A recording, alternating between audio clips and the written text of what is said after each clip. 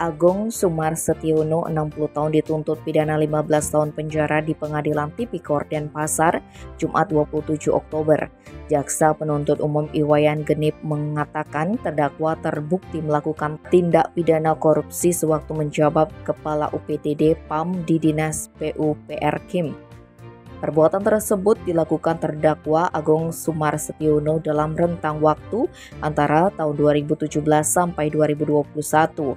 Dalam tuntutannya, jaksa menegaskan terdakwa Sumarsetiono telah terbukti secara sah dan meyakinkan bersalah melakukan tindak pidana korupsi sebagaimana diterangkan di dakwaan ke-1 primer. Tak hanya itu, jaksa meminta hakim menjatuhkan pidana tambahan berupa denda terhadap Agung Sumarsetiono sebesar 500 juta rupiah.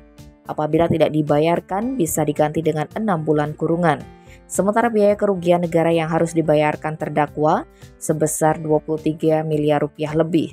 Dengan ketentuan jika terdakwa tidak membayar uang pengganti paling lama dalam waktu 1 bulan sesudah putusan pengadilan memperoleh kekuatan hukum tetap, maka harta bendanya dapat disita oleh jaksa dan dilelang untuk menutupi uang pengganti tersebut.